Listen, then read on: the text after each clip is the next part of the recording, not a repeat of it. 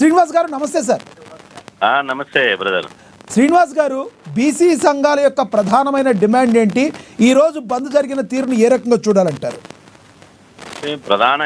ప్రధానమైనటువంటి డిమాండ్లు మీకు తెలిసిన విషయమే. మేము 4 దశాబ్దాలుగా పోరాటం చేసినాం. కులగణన జరగాలి, కులగణన దామాష ప్రకారం బీసీలకు ఇతర సామాజిక వర్గాలు రిజర్వేషన్ పెంచినట్టు బీసీలకు కూడా రిజర్వేషన్ పెంచాలని చెప్పి మేము పోరాటం చేస్తే కాంగ్రెస్ పార్టీ అధికారంలో రాకముందుకు కామారెడ్డి డిక్లరేషన్ చేసింది. ఆ కామారెడ్డి డిక్లరేషన్ చేసిన తర్వాత కాంగ్రెస్ పార్టీ అధికారంలోకి వచ్చింది. ఆ తర్వాత కామారెడ్డి డిక్లరేషన్ అమలు చేయాలని చెప్పి మేము పోరాటం చేసినాం. ఆ తర్వాత గవర్నమెంట్ మీకు తెలిసిన విషయమే కులగణన చేసింది. సామాజిక ఆర్థిక కుటుంబ సర్వే కులగణన సర్వే చేసింది. దాని ప్రకారం బీసీలు 56.36% ఉన్నదని తెలంగాణ రాష్ట్రంలో తేల్చింది. అందులో బీసీలు 42% విద్యా ఉద్యోగ రాజకీయ రంగంలో వెనుకబడతనం ఉన్నారు. కాబట్టి ఈ వెనుకబడతనం ఆధారంగా రిజర్వేషన్లు ఇవాళ ఇవ్వాలి అని చెప్పి ఇవాళ అసెంబ్లీలో బిల్లు పెట్టారు, రాష్ట్రపతికి పంపించారు. ఆ తర్వాత చట్టం చేశారు, గవర్నర్కి పంపించారు. ఈ చట్టం గవర్నర్ దగ్గర పోయింది, మళ్ళీ ఆమోదమై రాలేదు. రాష్ట్రపతి దగ్గర పోయింది, 6 నెలలు అక్కడనే మూలిగింది తప్ప ఇంతవరకు ఆ బిల్లులు కానీ చట్టం కానీ ఆమోదం పొందలే. దీంతో ఇలా రాష్ట్ర ప్రభుత్వం తమ విచక్షణ అధికారాలు ఉపయోగించి రిజర్వేషన్ 42% పెంచుతూ జీవో నెంబర్ 9 విడుదల చేసింది. ఆ జీవో నెంబర్ 9 మీద రెడ్డి జాగృతికి సంబంధించినటువంటి కొంతమంది సోదరులు ఇలా హైకోర్టుకు పోవడం జరిగింది. హైకోర్టులో మా వాదన వినకుండానే ఏకపక్షంగా హైకోర్టు స్టే విధించడం జరిగింది. స్టే మీద సుప్రీంకోర్టుకు ఇలా రాష్ట్ర ప్రభుత్వం పోయింది. రాష్ట్ర ప్రభుత్వం పోయినా సుప్రీంకోర్టు కూడా మళ్ళీ హైకోర్టునే తెలుసుకోవాలి, దేశంలో 50% సామాజిక రిజర్వేషన్ దాటడానికి వీల్లేదు. ఇందిరాసాని కేసు 1992 ప్రకారం 2010లో Krishnamurthy versus union of India case ప్రకారం ఆ తర్వాత 2021లో వికాసరావు గవాలి వర్సెస్ ఆఫ్ మహారాష్ట్ర కేసులో సందర్భంగా 50% రిజర్వేషన్ల పరిమితి దాటొద్దు అని చెప్పి హైకోర్టు అదే చెప్పింది, సుప్రీంకోర్టు అదే చెప్పింది. కానీ ఇక్కడ అసలు విషయం ఏంటంటే 1931లో అప్పుడు బ్రిటిష్ వాళ్ళు జరిపిన గణాంకాల ఆధారంగా మాత్రమే 50% రిజర్వేషన్ ఫిక్స్ చేశారు.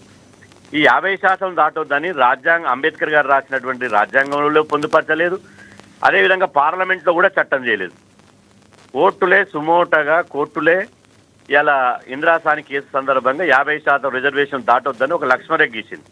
అది ఎప్పుడు కులగణన జరగముందుకు గీసినటువంటి గీత. అది కులగణన జరిగింది, ఎంపారికల్ డేటా వచ్చింది, బీసీల రాజకీయ సామాజిక విద్యా ఉద్యోగ వెనుకబాటుతనం ఇంత ఉంది అని చెప్పి తేల్చినాక అదేవిధంగా అసెంబ్లీలో చట్టం చేసిన తర్వాత ఇవాళ కోర్టులు అదే 1992లో ఇచ్చినటువంటి జడ్జిమెంట్లను ఆధారంగా చేసుకుని ఇలా అన్యాయంగా ఏకపక్షంగా బీసీ రిజర్వేషన్లు అమలు కాకుండా మా నోటికాడి ముద్దను గుంజేసిరు.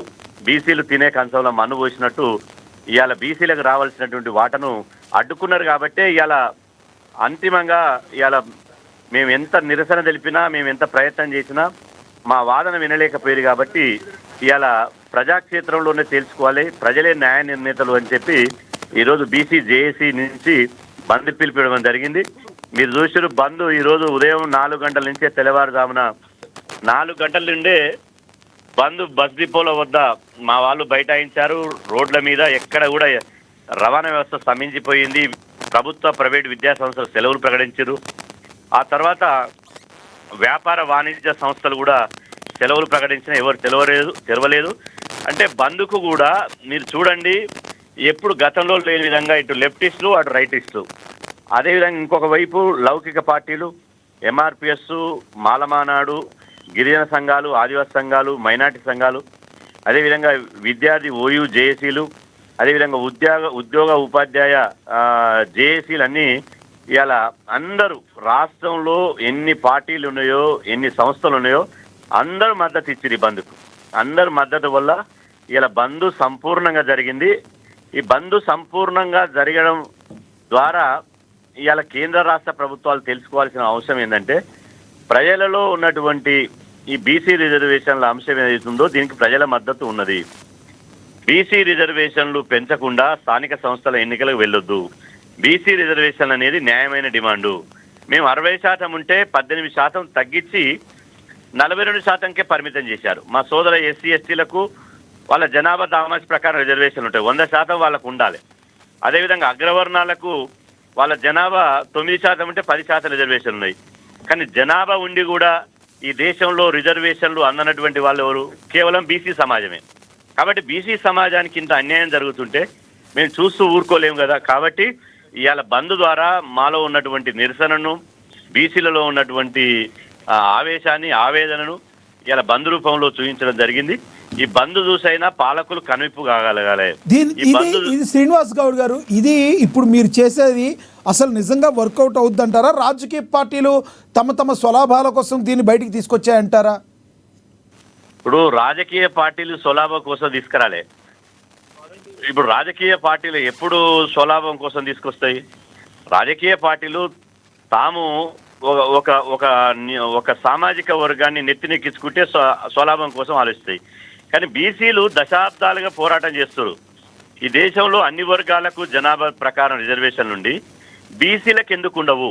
ఈ బీసీలు దేశ పౌరులు కాదా? సమాజానికి సేవ చేయలేదా? మరి అగ్రవర్ణాలకు 50% రిజర్వేషన్లు పెట్టినప్పుడు లేని 60% సీలింగ్, 50% సీలింగు, అది అగ్రవర్ణాలకు ఈడబ్ల్యూఎస్ పేరుతో 10% పెడితే 60% అయింది. అప్పుడు లేని అభ్యంతరాలు బీసీ రిజర్వేషన్లు పెంచినప్పుడే ఎందుకు 50% సీలింగ్ దాటొద్దంటాయి? అంటే కోర్టులలో కూడా బీసీలకు న్యాయం జరగదని తెలిసిపోయింది. ఇలా పార్లమెంట్లో రాజ్యాంగ సవరణ జరిగి 9th షెడ్యూల్లో పెడితే తప్ప బీసీ రిజర్వేషన్లకు మోక్షం లభించదు. కాబట్టి ఇలా ఎన్నో పోరాటాల తర్వాత రాజకీయ పార్టీలు గుర్తిస్తాయి. రాత్రి రాజకీయ పార్టీలు ఏమున్నాయి, ఏం సంగతిని ఆలోచన చేయి. ఒక సమస్య మీద, ఒక డిమాండ్ మీద ఏళ్ల తరబడి ఒక సామాజిక వర్గం కొట్లాడుతుందంటే దాని మీద అధ్యయనం చేసి అది వాస్తవా లేదా కాదా, దీని మీద ఎంత వర్కౌట్ అవుతుంది, దీనివల్ల నిజంగా పేదలకు న్యాయం జరుగుతుందా, నిజంగా ఈ సమాజానికి ఉపయోగపడుతుందని ఆలోచించి రాజకీయ పార్టీలు మేనిఫెస్టో పెట్టి అమలు చేయడానికి ప్రయత్నం చేస్తాయి. బీసీ సంఘ నాయకులందరూ ఏకతాటిపై ఉన్నారా? రిజర్వేషన్లు పెట్టేటప్పుడు మరి రాజకీయ పార్టీలు స్వలాభం కోసమే పెట్టినాయా? అగ్రవర్ణాల కోసం పెట్టినప్పుడేమో సమాజహితం కోసం రిజర్వేషన్లు పెడతారు, బీసీ రిజర్వేషన్లు పెట్టినప్పుడు మాత్రం స్వలాభం కోసం పెడతారా? కాబట్టి ఇది రిజర్వేషన్ వ్యతిరేకులు చేసే ప్రచారం తప్ప ఇలా వాస్తవం లేదు. కాబట్టి మా వాటా కావాలి. బీసీ సంఘ నాయకులు ఎవరైతే ఉన్నారో ఆర్ కృష్ణయ్య గారు కావచ్చు, మరికొంతమంది కావచ్చు, అందరూ ఏకతాటిపై ఈ విషయంలో ఉన్నారా?